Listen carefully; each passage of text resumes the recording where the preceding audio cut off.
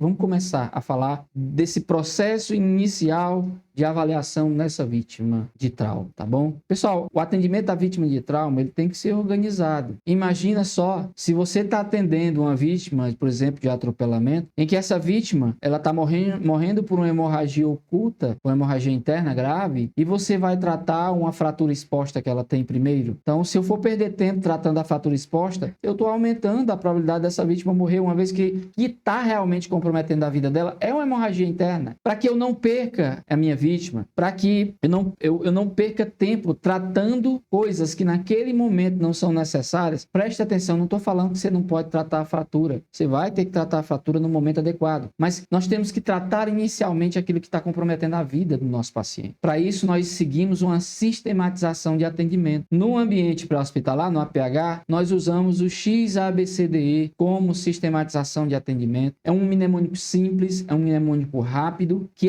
esse mnemônico ele lembra o socorrista os aspectos de que ele deve avaliar primeiro, justamente pensando naquilo que mata mais rápido. Essa organização está disposta no sentido do que mata mais rápido o nosso paciente. Coloquei para vocês aí então. A gente tem que conduzir essa sistematização, realmente, ela é obrigatória, pessoal. Bom, então, como é essa sistematização? Bom, nós temos o XABCD. O X é o tratamento de hemorragias sanguinantes, hemorragias externas graves, até o mais novo, isso aí no mnemônico. O A é o tratamento da via aérea e a estabilização da coluna cervical. Veja que no ambiente hospitalar, eu vou já diferenciar para vocês, a gente não usa o XABCDE, a gente usa o ABCDE. Mas se chegar um paciente com hemorragia grave na tua emergência, no teu hospital, na tua sala de parada, na sala vermelha de uma UPA, ele não vai deixar de conduzir logo a hemorragia, pessoal, tá certo? Inclusive, eu acho que nessa próxima edição que vai ter agora do ATLS, já vai aparecer a hemorragia externa grave na sistematização da avaliação, como é feito no trauma. Mas só lembrar disso aí. O A, que é o tratamento da via aérea e estabilização da cervical. No ambiente pré-hospitalar e intra-hospitalar, é o tratamento da via aérea. O B é a boa ventilação. O C, onde nós vamos avaliar a circulação, aspectos, procurar principalmente sinais de choque, a gente vai ver aqui, e controlar hemorragias menores, aquelas hemorragias que não eram sanguinantes, que não tinham necessidade de controle imediato lá no X, tá bom? O D, nós vamos avaliar a função neurológica do nosso paciente, e o E, nós vamos expor essa vítima e se preocupar principalmente com o controle da hipotermia, controle de hipotermia. Antes da gente começar a destrinchar essa avaliação primária nos seus vários aspectos, eu queria colocar uma frasezinha para vocês refletirem. Essa frase, pessoal, ela está lá no PHTLS, na abertura do livro, e ela é do Dr. Nicholas Sen, foi um dos fundadores aí do PHTLS, foi quem sistematizou inicialmente esse atendimento à vítima de trauma, e essa frase dele é mundialmente conhecida e ela é verdadeira. O destino dos feridos está na mão de quem aplica o primeiro curativo. O que o Dr. Nicholas quis dizer com relação a isso? Que quem está lá do lado da vítima, atendendo inicialmente essa vítima, é quem no final das contas vai definir o destino dela. Porque se esse teu atendimento inicial do trauma não for bem feito, não vai adiantar nada chegar na unidade hospitalar. Provavelmente é uma vítima que já não vai ter mais, não vai ser mais viável para o tratamento intra-hospitalar. Então, nesse sentido, quem trabalha no ambiente pré-hospitalar tem uma responsabilidade enorme de entender isso aí. A gente tem sempre que entender isso aí. Aí uma figurinha. O sangramento, pessoal, ele não vai parar. Vou falar agora de hemorragia externa grave. O sangramento, ele não vai parar se você não intervir. Nós vemos aí uma amputação traumática de membro superior e o socorrista jamais pode esperar que o sangramento pare. Essa hemorragia externa grave, ela tem que ser controlada. Não dá para mim esperar. Bom, falando agora do X, desse aspecto primário da avaliação inicial ao trauma. O que é o X? É o tratamento de hemorragias sanguinantes. Como é que funciona, gente, esse tratamento? Como é que eu implemento essa avaliação e esse tratamento? X é o tratamento de hemorragias sanguinantes. A palavra sanguinante quer dizer externa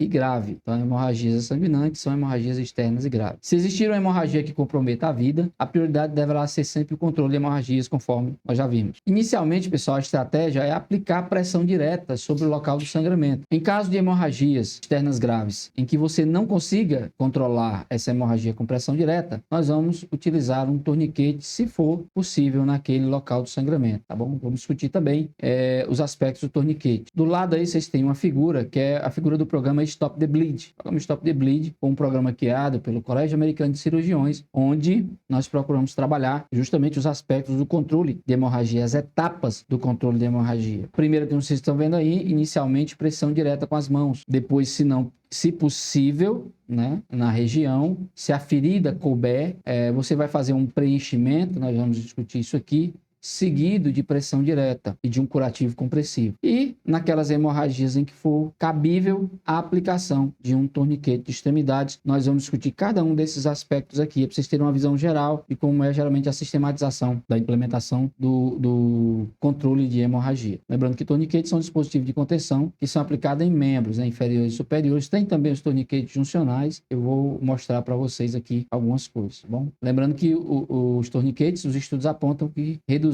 em até 6 vezes a mortalidade nas vítimas com hemorragias externas graves no ambiente pré-hospitalar, falando principalmente do pessoal das guerras, tá bom? A primeira técnica é de pressão direta. Ela pode ser utilizada, ela deve ser utilizada inicialmente. Na realidade, pessoal, a pressão direta, você consegue controlar a maioria das hemorragias no ambiente pré-hospitalar com pressão direta. Nós devemos sempre, que possível, iniciar pela pressão direta. Em algumas situações, lógico, em que eu começo ali com pressão direta e eu não consigo controlar a hemorragia com pressão direta, ela acaba sendo uma medida temporária, tá certo? Mas ela funciona para a maioria das hemorragias. Ela pode conter hemorragias graves, como por exemplo hemorragias na região carotídea, na região femoral, mas é mais difícil. Eu vou ter que fazer uma pressão diferenciada nessas regiões. A gente vai discutir com vocês. Bom, só para vocês terem uma ideia, vários estudos apontam que por vezes a técnica de pressão direta, que nada mais é do que fazer pressão manual direta sobre o local da lesão, diretamente sobre a fonte do sangramento, com o objetivo ali de contrabalancear essa pressão interna dos vasos e parar esse sangramento, ela às vezes não funciona por alguns aspectos que o socorrista não leva em consideração. Por exemplo, eu estou trazendo para vocês aí um estudo que foi feito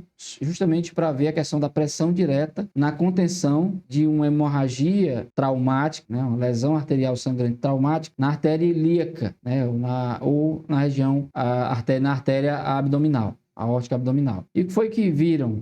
O objetivo do estudo era determinar quantas pessoas dos 44 profissionais de saúde poderiam comprimir um sangramento externo grave em uma região como essa, um sangramento de uma artéria ilíaca, certo? Que aí realmente vocês estão vendo que é uma hemorragia importante, uma hemorragia grave em um local geralmente de difícil contenção por pressão direta. E o que foi que eles viram? Esses profissionais pesavam aí eles exerceram uma força entre 54 e 63 quilos, os que conseguiram parar a hemorragia, né? Aí, esse trabalho sugere que a compressão bimanual, aqui com as duas mãos, após um trauma numa região juncional, como por exemplo uma axila ou virilha, onde eu tenho artérias importantes, é possível, é viável. Mas vocês estão vendo aí a força que ele teve que colocar nesse estudo? Ele teve que colocar uma força equivalente entre 54 e 63 quilos. E assim, pessoal, a pressão direta não é só fazer a força, tem um tempo, que tem um tempo necessário. É difícil, é possível, mas uma artéria importante dessa daí é difícil e provavelmente pode não ser possível para a maioria dos socorristas. 34% conseguiram comprimir com a pressão de mais de 54 quilos. Só 11% conseguiram comprimir com a pressão de 63 quilos. E isso é óbvio. Se eu tenho uma pressão maior, né, relacionada a um peso maior, eu preciso de mais força. E aí tem mais pessoas com essa capacidade. Então, para manter essas 140 libras de compressão durante o transporte, por exemplo, o socorrista tinha que pesar entre 115 quilos, o estudo aponta. Precisavam pesar 92 quilos para ser bem sucedido durante breves períodos. Então, assim, você vê que a pessoa tem que ter um peso também para que seja possível ela fazer uma compressão efetiva. Não é em todo sangramento, pessoal. Alguns sangramentos você vai conseguir parar facilmente com pressão direta. Aqui nós estamos falando de uma artéria ilíaca, de uma artéria abdominal, na região aórtica abdominal. Então, assim, são artérias grandes e de difícil compressão. Então, nessas regiões, principalmente funcionais, o estudo aponta que é possível, é viável, com a compressão bimanual das duas mãos, fazer um peso ali entre 54 e 63 quilos, mas pelo tempo adequado. E aí o problema é o tempo. Nós vamos precisar aí de um tempo de pressão adequado. Geralmente, num sangramento arterial, vocês vão precisar fazer em torno de 10 minutos de pressão direta. No sangramento venoso, a gente tem estudos que apontam um tempo menor, de 3 a 5 minutos de pressão direta, você consegue parar um sangramento venoso. Então, a compressão com o joelho aqui pode ser uma opção, especialmente para o socorrista que não tem peso para conseguir pesar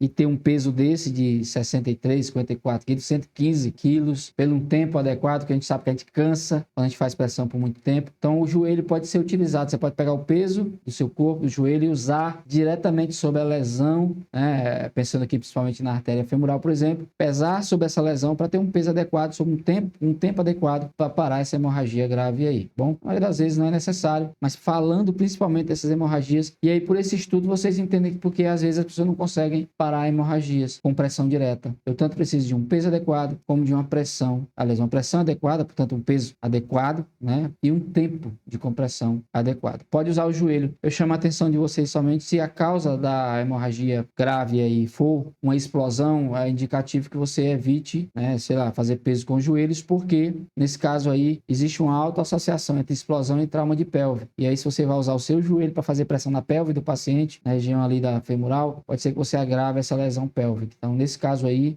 não é recomendado, tá bom? Vamos falar agora dos tratamentos, tá bom? A gente já falou da pressão direta, em que você deve guardar o tempo de pressão adequado. Vamos falar agora dos outros tratamentos. Pessoal, uma medida que está muito em voga é o uso do torniquete. Ela advém principalmente do campo militar. É desaconselhável o uso de torniquetes improvisados. Inclusive o PHTLS 10ª edição que está saindo agora já traz isso bem claro. Ele deixa como desaconselhável o uso de torniquetes improvisados. E o motivo é simples. A gente tem uma alta taxa de falha no uso de torniquetes improvisados. Não existe uma padronização de como improvisar um torniquete. Como é que você vai improvisar o torniquete? Como é que eu sigo essa padronização? Não existe padronização. Então é desaconselhável. Geralmente os torniquetes, vocês vão encontrar uma variação de torniquetes no mercado, mas geralmente ele é uma fita que ele tem mais ou menos 4 centímetros de largura. Alguns têm mais, alguns têm 5 centímetros e tem mais ou menos cerca de 95 centímetros de comprimento essa fita. O torniquete ele é aplicado no membro afetado e o torniquete, pessoal, ele deve ser aplicado pelos profissionais do ambiente pré-hospitalar, a PH civil, ele deve ser aplicado 5 a 7 centímetros acima da lesão, ok? E aí se cair em cima de articulações, quando você fizer essa medida de 5 a 7 centímetros, você joga para cima da articulação, tá bom? E o torniquete ele deve ser apertado até parar o sangramento. Uma informação para vocês, não existe, pessoal, documentado nenhuma perda de membro por uso de torniquete. Não existe documentado. Então o torniquete ele é seguro para o tratamento de hemorragias, tá bom? Nós estamos falando aqui do torniquete de extremidades. A correta aplicação dói. Você tem que avisar a pessoa do uso do torniquete, vai doer, tá bom? Avise ao paciente. Ele pode ser colocado acima das roupas? Sim, não é o ideal. O ideal é que o torniquete seja colocado diretamente sobre a pele. O ideal é que você, ao expor a lesão, para avaliar se existe ou não a necessidade até do uso do torniquete, pode ser que com pressão direta você consiga parar essa hemorragia, mas se há necessidade do torniquete, o ideal é que você já deixe a área livre para que você coloque diretamente sobre a pele. Mas ele pode ser aplicado sobre roupas. Eu trago só uma observação que, se ele for aplicado sobre roupas, tente ver se não tem chaves, celulares, alguma coisa no bolso ou na roupa do paciente, que ao apertar o torniquete possa produzir uma outra lesão, tá bom? Caso o torniquete não seja suficiente, um único, eu posso colocar outro torniquete, se houver espaço, né, para parar o sangramento, proximal ao primeiro, paralelo ao primeiro, proximal. Lembrando aqui que isso vai acontecer principalmente nas regiões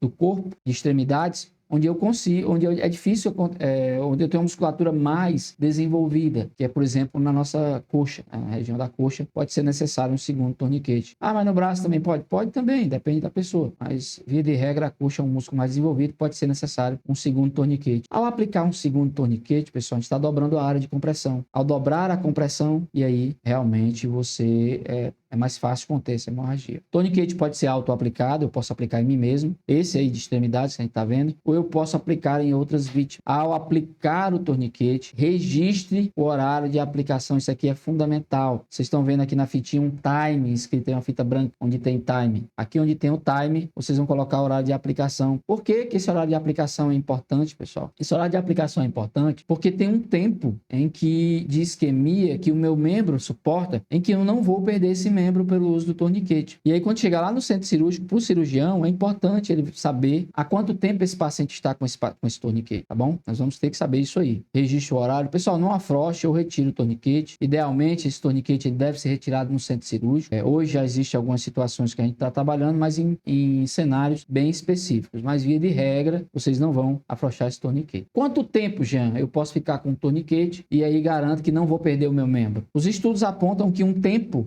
do 2 horas, 2 horas e meia, 120 a 150 minutos, é um tempo aceitável para o uso do torniquete de extremidades ali no caso, em que eu não vou ter perda de membro por isquemia. Pessoal, vamos lembrar que ao aplicar o torniquete, eu vou cortar totalmente o fluxo de sangue para o membro. Depois o torniquete não vai ter mais fluxo de sangue, então aquele tecido ele vai isquemiar, tá bom? Então a gente tem que lembrar disso aí. Então vocês estão vendo aí um recorte de uma revista, de um estudo, em que no estudo eles justamente colocaram isso aí, que comparando o tempo de isquemia aqui com as possíveis lesões. Então, até 2 horas, o que vocês vão ter de principal na aplicação do torniquete de extremidades? É o aumento da dor. Dói muito, dói bastante. Vai ter isquemia ali? Sim. A isquemia ela começa quando você aplica o torniquete e ele oclui a hemorragia. Só que, principalmente aí, o aspecto que chama atenção é a questão da dor. Pessoal, com mais de 2 horas, a gente já começa a ter lesão muscular, também lesão nervosa. Mas essa é uma lesão temporária, ou seja, se eu conseguir, nesse período aí de 2 horas até 3 horas e meia,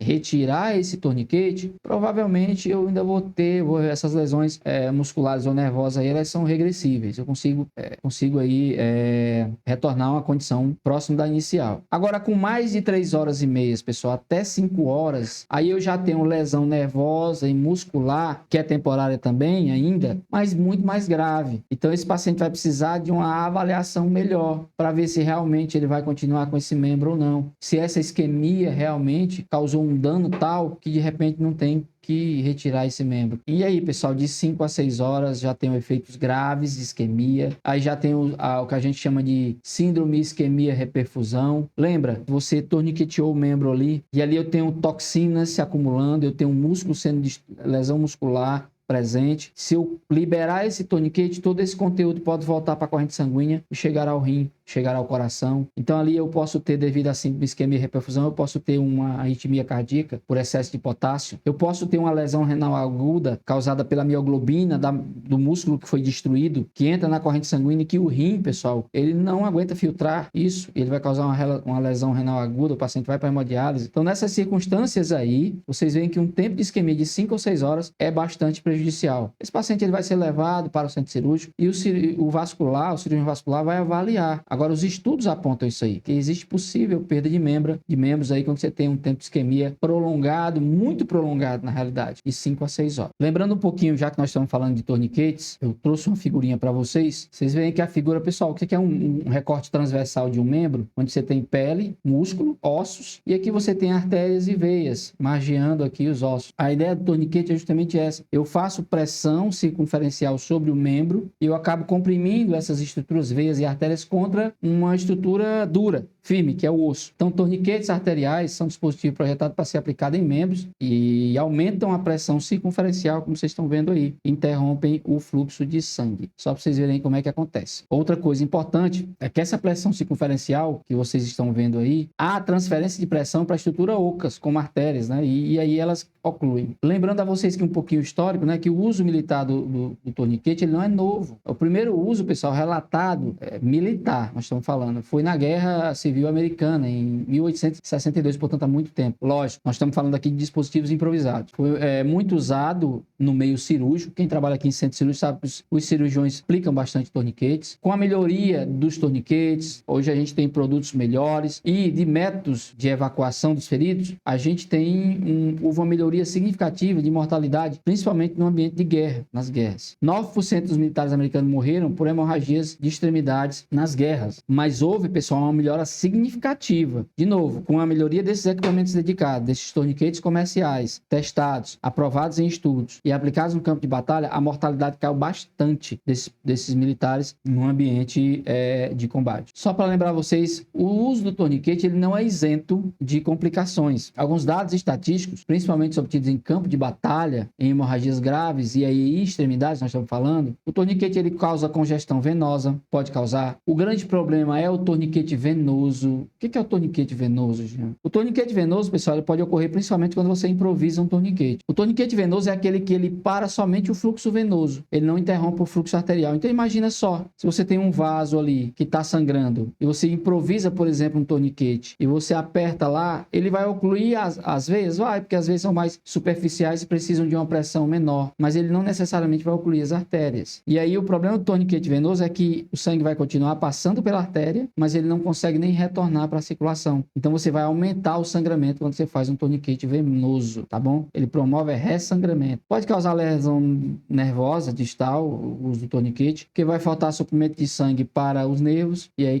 pode causar lesão venosa, né? As taxas vão de 0 a 6,4, com tempo de aplicação de 109 a 187 minutos para o aparecimento, por exemplo, dessas lesões. O risco de perda de membro, pessoal, como nós vimos, ele aumenta com 3 a 4 horas, sendo quase inevitável após 6 horas de aplicação. Então, procure saber no seu hospital de trauma da sua região qual é o tempo de isquemia que os cirurgiões estão levando em consideração para fazer a amputação desse membro, mas geralmente 6 horas já é um tempo limite, é uma isquemia muito prolongada. Até, por enquanto, é considerado. Até 2 horas é um tempo aceitável. Bom, pra vocês terem uma ideia, os estudos demonstram que o torniquete, quando ele é necessário, pessoal, ele tem que ser aplicado o mais precocemente possível. Relembrando, quando é que eu vou aplicar o torniquete? Naquelas lesões que eu não consegui parar por compressão direta. E os estudos demonstram que, se ele for aplicado precocemente, a mortalidade ela cai para menos de 10%. Se for aplicado após a vítima ter choque, a mortalidade aumenta para mais de 90%. O que fica aqui para nós? Pessoal, torniquete tem indicação? Aplique o torniquete, ok? Aplique o torniquete. E o torniquete, pessoal, mesmo, como vocês estão vendo aí, vocês estão vendo a imagem aí de uma pessoa do povo, né? Isso aí foi na maratona de Boston, onde a gente teve muitas vítimas, foram 2 explosões, 2 bombas ali improvisadas. E o que eu estou mostrando para vocês aí é que a vítima de trauma a gente tem que tomar cuidado com ela. Se você for esperar às vezes o SAMU chegar, o serviço de emergência chegar, você vai aumentar a mortalidade. Ela precisa chegar ao centro de trauma o mais rápido possível. Os estudos demonstram que o torniquete tem que ser aplicado precocemente. Vocês estão vendo aí uma foto de uma pessoa com uma perda de membro, né? Praticamente aí. Vocês estão vendo aí só a altura óssea abaixo do joelho. E aí foram improvisados torniquetes. E esses torniquetes, mesmo improvisados, apesar de não serem recomendados, eles ajudaram a salvar a vida de uma grande proporção de vítimas nessa maratona de Boston aí. Ou seja, pare a hemorragia. A lição que fica é o stop the bleed aí, pare a hemorragia. Jean, e se o sangramento for numa região juncional? O que é região juncional? Axilas, virilha e pescoço são regiões juncionais. Nessas regiões, pessoal, a gente considera como regiões de difícil controle, em que as hemorragias são dificilmente controláveis. Não é tão fácil controlar hemorragia nessas regiões. Pessoal, se o sangramento ocorrer numa área juncional, que é uma área de junção do tronco com as extremidades, ou seja, axila, virilha e pescoço, nessas áreas, o uso do torniquete de extremidades ele é ineficaz. E a compressão direta, como nós vimos, ela pode até funcionar, mas ela é mais difícil e demora um tempo maior para eu ter sucesso. Então, nesse caso das hemorragias juncionais, a chave de tratamento é você comprimir esses vasos e usar curativos hemostáticos. Nós vamos ver aqui que existe, por exemplo, a técnica de preenchimento, se a lesão couber, seguida de pressão direta, ou o uso de torniquetes juncionais, como vocês estão vendo na figura ao lado, onde nós temos aqui um torniquete juncional. Vou demonstrar para vocês um vídeo, onde nesse vídeo vocês vão ver técnica de preenchimento de lesão, que ela é muito usada em feridas em que eu tenho perda tecidual, em que eu não consigo fazer pressão direta sobre o vaso, simplesmente porque o vaso está profundo e acima do vaso eu tive perda de tecido. Então eu não consigo fazer pressão direta. Então a ideia é preencher a lesão para que aí sim eu consiga fazer uma pressão de forma efetiva. Vou mostrar a vocês um vídeo, exemplo da técnica de preenchimento. Como vocês viram aí na região juncional, nem sempre é possível conter a hemorragia por meio de pressão direta. Eu posso utilizar um torniquete juncional com o intuito de comprimir essas artérias ou esses vasos que estão causando a hemorragia, mas uma outra técnica possível, por exemplo, em regiões axilares, de virilha e pescoço, em caso de lesões em caiba o preenchimento da lesão, você realizar o preenchimento da lesão com gás hemostático preferencialmente e posteriormente aplicar pressão direta de forma efetiva para parar esse sangramento. Pessoal, a ideia aqui é simples. Eu tenho vasos, os vasos estão profundos e o sangramento ele vem dos vasos, veias e artérias. E aí, acima do vaso eu tive perda tecidual, então eu não vou conseguir fazer pressão efetiva nesses casos. Então a ideia aí é preencher a lesão para posteriormente eu conseguir fazer a pressão de forma efetiva, realmente efetiva. Então, vou mostrar a vocês o vídeo. Nesse vídeo, nós vamos ver como é o preenchimento dessa lesão. Lembrando que nesse vídeo, vocês estão vendo aí, ele está usando uma gase de combate.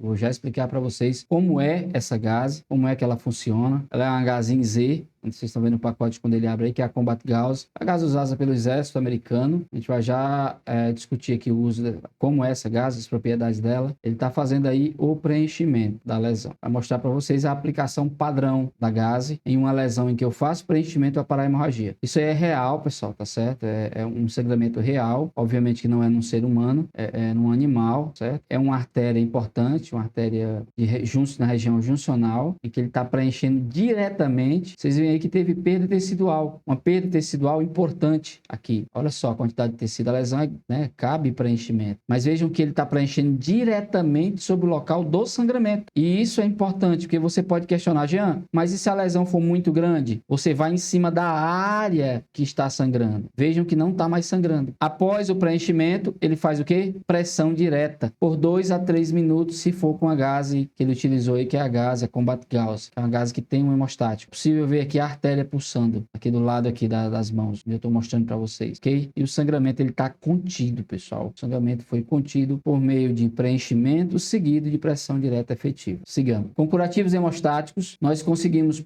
por 2 a 3 minutos de pressão direta, parar essa hemorragia, o que garantem os fabricantes. Como, por exemplo, no caso da Combat Gauss ali. Em geral, 3 minutos com o uso de curativo hemostático. Jean, não tem um curativo hemostático. Meu serviço não tem essa gase de combate, essa Combat Gauss, não tem nenhum curativo hemostático. Pessoal, na ausência do curativo hemostático, se eu não tenho, eu vou usar a gase simples, certo? E a gase simples, você vai precisar de um tempo de compressão maior. A literatura fala em torno de 10 minutos de pressão direta após o preenchimento, para que eu consiga realmente parar essa hemorragia. Bom, falando um pouco da Combat Gauss, conforme vocês podem ver na figura, eu tenho aqui, ela vem em formato de Z, ela vem dobrada em formato de Z, justamente para facilitar a remoção dela e o manuseio dela. Vocês vejam aqui que ela tem uma linha azul. Essa linha ela é radiopaca, ela permite identificar no raio-x se tiver ficado ali restos da gase, porventura. Ela tem mais ou menos aí 7,5 centímetros por 3,7 metros, é isso mesmo. Ela vem acondicionada em Z, como eu falei, e ela está impregnada, pessoal, com uma substância chamada caulin. Ela é um material inerte, usado principalmente também na construção civil, e que ela ajuda lá a promover a coagulação no local do sangramento. Ajuda o sangue, atua nos fatores de coagulação, ajudando a promover a formação do coágulo e, portanto, o tamponamento desse sangramento. Atua lá no fator 12 da cascata de coagulação. Essa reação leva à transformação do 12 em 12A, que instiga o restante da cascata de coagulação e acaba formando o coágulo. É isso que a Combat Gauss faz. Nós temos também, diferente da Combat Gauss, existe outra gase de combate que é a Quitogauss. Vocês estão vendo aí que ela é bem diferente. Ela é estéreo também, tem 7,5 centímetros por 3,7, mesmo tamanho da Combat Gauss. Também vem acondicionada na formato de UZ, propicia aqui, facilita que nós manuseemos ela. O mecanismo de ação dela, ela tem quitosana, certo? Ela adere ao vaso sangrante, a quitosana, e ela acaba ajudando no processo de tamponamento desse sangramento no vaso. Ela tem grânulos que, através da absorção de líquido do sangue, esses grânulos eles incham, grudam, formam um coágulo robusto ao redor ali do vaso, como se fosse um gel, e acaba tamponando o sangramento dessa ferida. Quitosana, aí. Temos também a Celox, o Celox de quitosana. Os grânulos são colocados na gás, extraído de casca de camarão e é altamente purificado. O fabricante diz que Jean, eu tenho alergia, o paciente tem alergia a crustáceos, eu posso preencher a lesão dele com a gás dessa? O fabricante diz que sim, porque ela passou por um processo de purificação. Então não vai haver reação alérgica nesse processo aí. Dobrado em Z, as dimensões estão aí, como vocês estão vendo. Pessoal, por que no X eu trouxe aqui a lesão de pelve? Uma das causas de mortalidade de lesões exsanguinantes é a lesão traumática da pelve. Eu tenho aí uma mortalidade de 6% se a lesão for fechada, que varia até 50% se a lesão da pelve for exposta. E lembrar que na fratura de pelve, na lesão da pelve, a probabilidade de eu ter outras lesões associadas é altíssima. Então, o socorrista, ao avaliar e encontrar um paciente com suspeita de fratura ou instabilidade pélvica, de fratura pélvica, mantém uma alta vigilância de que ele pode ter outras lesões associadas. Palpar em um movimento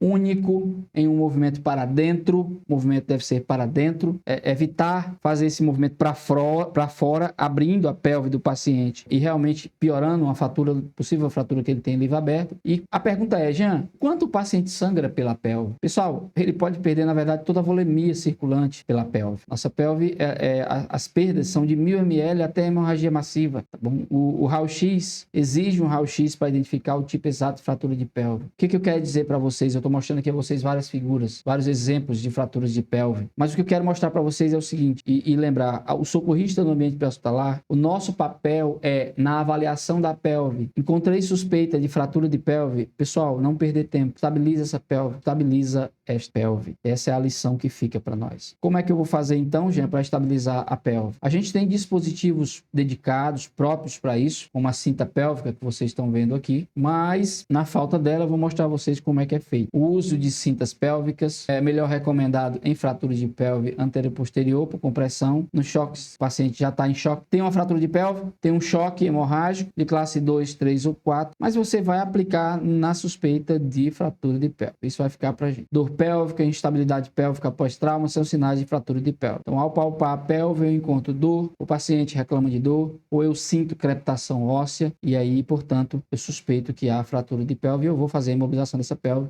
preferencialmente com a cinta pélvica, o equipamento que é dedicado para isso. Não tenho cinta pélvica, já. O meu serviço não dispõe de cinta pélvica. Se o seu serviço não dispõe de cinta pélvica, nós vamos utilizar, você pode usar qualquer estratégia que você tiver à sua disposição. Mas, pessoal, faça o simples, faça o rápido e o simples. Uma ótima opção é utilizar o lençol, da forma como vocês estão vendo aí. Existem diversas preferências e diversas formas de utilizar esse lençol, mas utilize o lençol. Dobre o lençol de forma a permitir que ele faça pressão sobre a pelve. Esse lençol, você vai colocar lá ele na região trocantérica maior, dos trocânteres maiores. E é nessa região do trocânter que tem que ser feita a pressão para que eu consiga estabilizar essa pelve, tá bom? E você pode realizar um nó. E aí, pessoal, é da preferência do socorrista. O princípio é, aplica um dispositivo que estabilize essa pelve, que evite que essa lesão pélvica venha a piorar. E aí, o ideal é a cinta pélvica, não tenho o lençol ou um dispositivo semelhante que o teu serviço disponha. Porque para quem trabalha, aqui agora, para quem trabalha no intra-hospitalar, existe o REBOA. O REBOA, pessoal, é a recuperação intraoperatória do sangue do próprio paciente. Para quem trabalha no ambiente intra-hospitalar, existe a técnica do REBOA. Pode ser feito no pré-hospitalar? Sim. Há relatos de uso do REBOA, inclusive no pré-hospitalar. O que é o REBOA? É uma inserção de um catéter flexível na artéria femoral, como vocês estão vendo aqui, que vai até a aorta e insufla o balão na extremidade. Qual é a ideia? A ideia é eu parar o sangramento lá em cima. Se eu tenho um sangramento, por exemplo, aqui